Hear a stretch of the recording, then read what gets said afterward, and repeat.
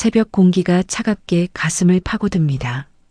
시장 골목에는 아직 불이 켜지지 않았지만 이순자는 늘 그렇듯 가게 문을 엽니다. 손에 익은 동작으로 반찬통을 꺼내고 된장 냄새가 서서히 퍼집니다. 그녀는 잠시 일을 멈추고 휴대폰을 집어듭니다.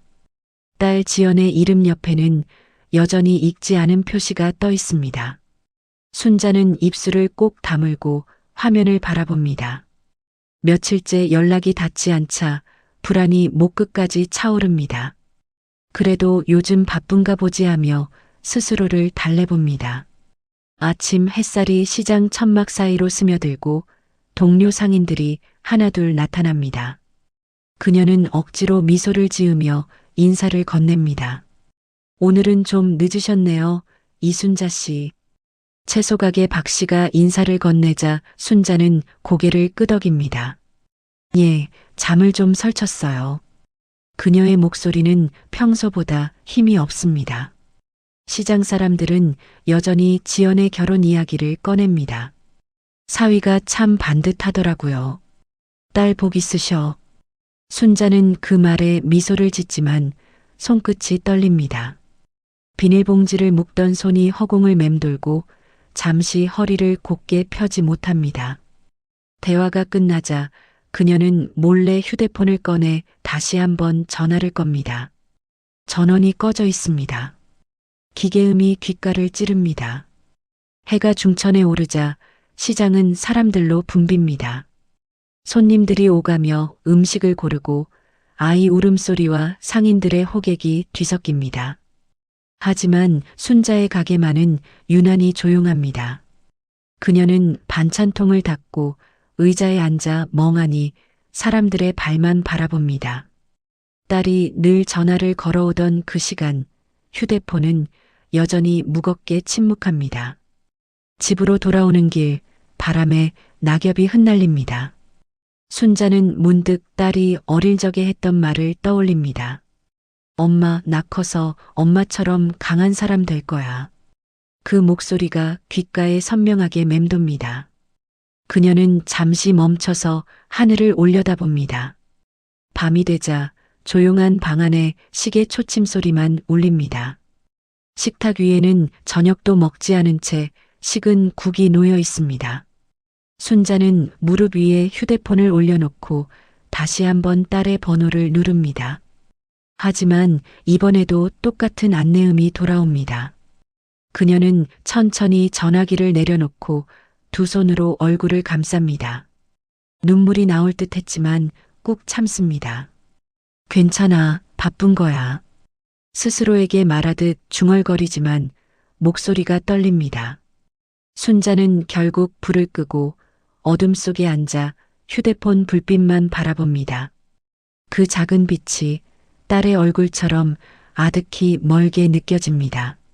이른 아침, 이순자는 잠을 설친 얼굴로 부엌에 앉아 있습니다. 식탁 위에는 어제 먹다 남은 밥그릇이 그대로 식어 있습니다. 전화기 옆에는 딸에게 보낸 부재중 전화가 줄줄이 남아 있습니다. 그녀는 조심스레 다시 전화를 걸어보지만 여전히 연결되지 않습니다. 기계음이 울릴 때마다 그녀의 눈가에는 깊은 주름이 생깁니다. 식욕이 없던 그녀는 밥 한 숟갈만 삼키고 그대로 자리에서 일어섭니다. 주머니에 휴대폰을 넣고 시장으로 향합니다. 시장 입구에서는 화자가 장바구니를 정리하며 손을 흔듭니다. 순자 씨, 어제도 장사 못했죠? 딸이 또 연락 없어요? 순자는 억지로 웃으며 고개를 끄덕입니다. 요즘 애들은 바쁘다잖아요. 결혼하면 다 그래요. 화자는 무심한 듯 위로의 말을 건넵니다. 하지만 그 말이 순자의 가슴엔 무겁게 내려앉습니다. 시장에서 손님들이 오가지만 그녀의 눈은 늘 휴대폰으로 향합니다.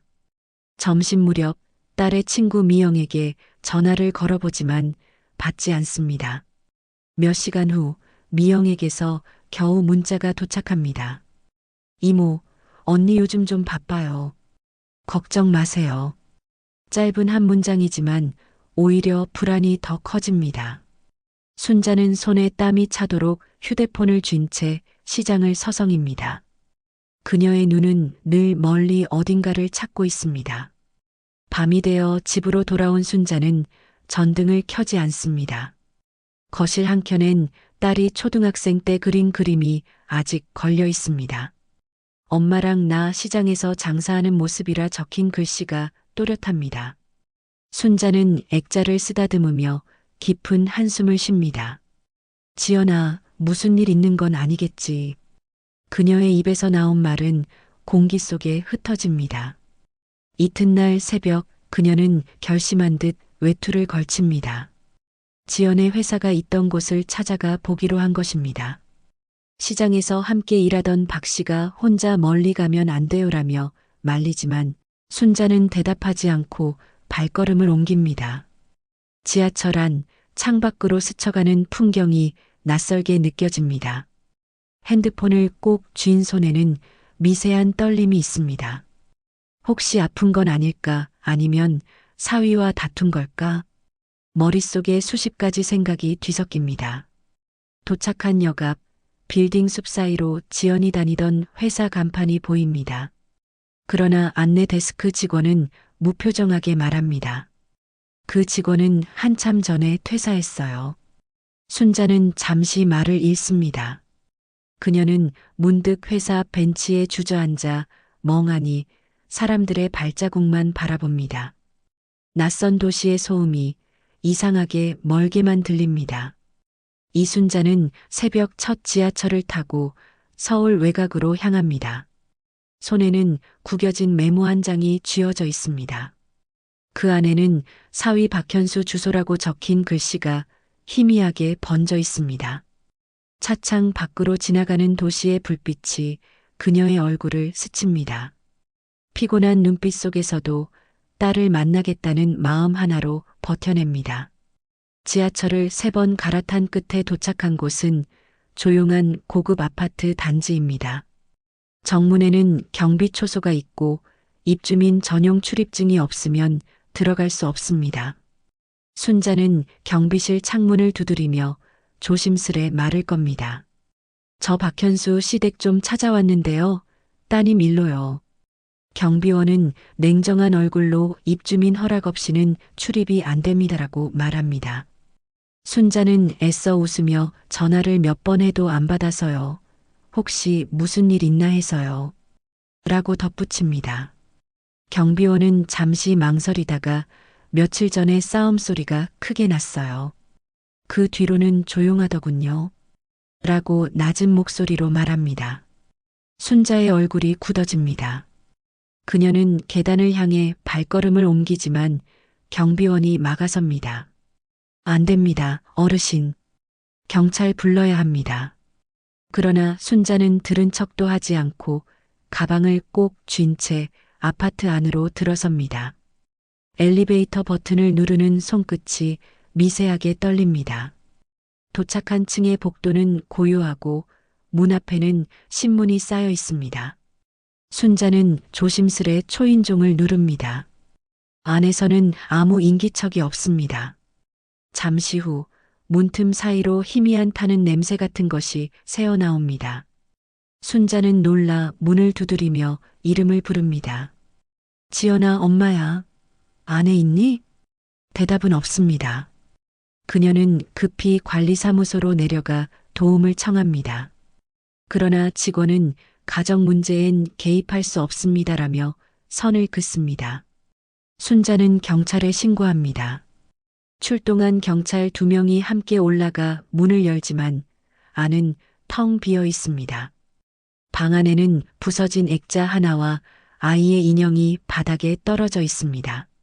순자는 그 인형을 천천히 들어올려 품에 안고 한참 동안 말을 잃은 채 서 있습니다. 하얀 복도는 냉기로 가득 차 있었습니다. 이순자는 낡은 외투를 여며 쥔 채 의자에 앉아 있었습니다.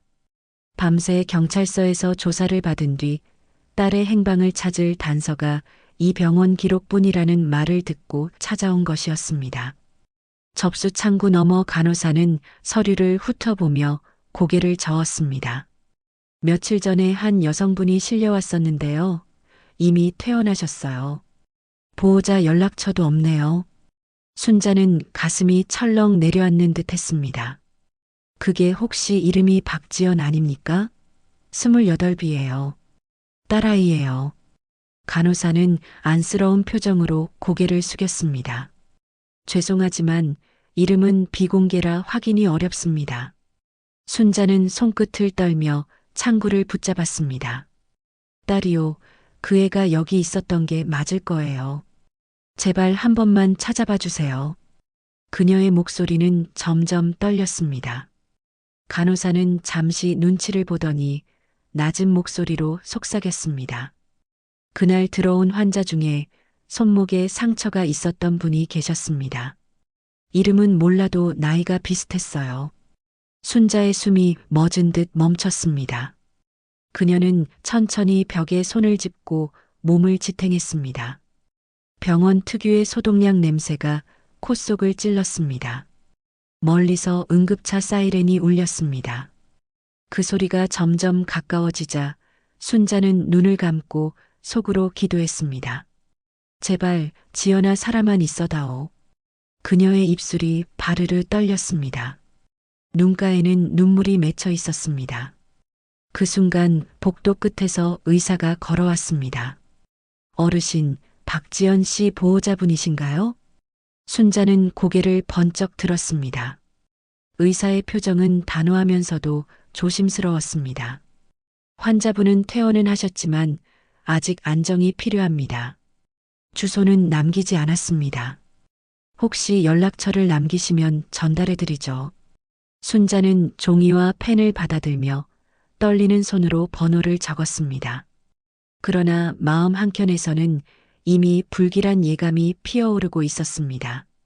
그녀는 접수창구 앞에서 한참을 서 있다가 결국 조용히 밖으로 걸어 나왔습니다. 바람이 차가웠습니다. 가로등 불빛 아래 그녀의 그림자가 길게 늘어져 있었습니다. 며칠이 지나고 순자는 집안 정리를 하던 중 오래된 상자를 발견했습니다. 먼지가 수북이 쌓인 상자 안에는 지연이 어릴 적 사진들과 편지가 뒤섞여 있었습니다. 그 중에는 보낸 사람 이름이 없는 편지 봉투가 눈에 띄었습니다. 봉투를 열자 낯선 남자의 필체로 적힌 글이 나타났습니다. 지연아, 나를 용서해라. 내 엄마는 진실을 모른다. 그날 일은 내 책임이다. 순자의 손끝이 굳었습니다.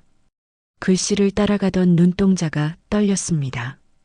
그녀는 곧장 편지 뒷면을 뒤집었습니다. 거기에는 한 장의 흑백 사진이 테이프로 붙어 있었습니다. 사진 속에는 젊은 시절의 순자와 한 남자가 있었습니다. 남자는 환하게 웃고 있었지만 순자는 그 얼굴을 보자마자 숨이 막혔습니다. 그 남자는 지연의 친아버지 박상철이었습니다. 남편이자 지연의 아버지로 알고 있던 사람은 사실 그녀의 재혼 상대였던 것입니다. 순자는 사진을 꼭 쥔 채 무릎을 꿇었습니다. 이럴 수가, 그럼 지연이가 알고 있었던 건가요? 그녀의 목소리는 점점 흐려졌습니다. 머릿속이 혼란스러웠고 지난 수년간의 대화들이 뒤엉켜 떠올랐습니다. 지연이 결혼을 앞두고 엄마 아빠에 대해 알고 싶은 게 있어라고 물었던 날도 생각났습니다. 그녀는 사진을 품에 안고 전화기를 꺼냈습니다. 지연아, 제발 전화 좀 받아다오. 하지만 수신음만이 메아리 쳤습니다. 그 순간 메시지 알림이 떴습니다. 지연입니다. 엄마, 이제 모든 걸 알았어요. 잠시 시간이 필요해요. 순자는 손끝이 저릿해졌습니다. 딸이 알고 있던 진실이 자신이 외면해온 과거와 맞닿아 있음을 깨달았습니다. 그녀는 그날 밤 불 꺼진 거실에 홀로 앉아 오래된 사진을 다시 바라보았습니다. 그 사진 속 웃고 있는 남자와 이제는 멀리 떠난 딸의 얼굴이 하나로 겹쳐 보였습니다. 눈발이 흩날리던 어느 아침, 순자는 낡은 코트를 걸치고 버스터미널로 향했습니다. 손에는 지연이 마지막으로 보낸 메시지가 적힌 휴대폰이 꼭 쥐어져 있었습니다. 엄마, 미안해요. 잠깐 여행을 다녀올게요. 다녀와서 이야기해요. 그 한 줄에 모든 미안함과 거리가 담겨 있는 듯 했습니다. 순자는 혹시나 하는 마음으로 지연이 자주 가던 바닷가 근처 행티켓을 끊었습니다. 창밖으로 지나가는 도시의 불빛이 멀어질수록 그녀의 가슴은 더 무겁게 내려앉았습니다. 버스가 종점에 도착하자 작은 역 앞에는 눈이 소복히 쌓여 있었습니다. 순자는 영무원에게 지연의 사진을 보여주며 물었습니다. 혹시 이 사람 본 적 있으신가요? 제 딸인데요. 영무원은 잠시 생각하다가 고개를 끄덕였습니다. 며칠 전 저녁 무렵에 혼자 표를 끊어갔어요. 동해 쪽으로요. 그 말을 듣자 순자의 무릎이 순간 힘을 잃었습니다. 그녀는 역 근처의 찻집으로 들어가 몸을 녹였습니다. 창가 자리에 앉아 따뜻한 차를 마시며 바깥을 바라보았습니다. 지연이 이곳에서 혼자 눈을 보며 무슨 생각을 했을지 상상했습니다. 그 순간 문이 열리며 찬바람이 들어왔습니다. 눈발 사이로 낯익은 실루엣이 보였습니다. 두꺼운 코트를 입고 얼굴에 바늘 목도리로 감싼 젊은 여자가 역 방향으로 천천히 걸어가고 있었습니다.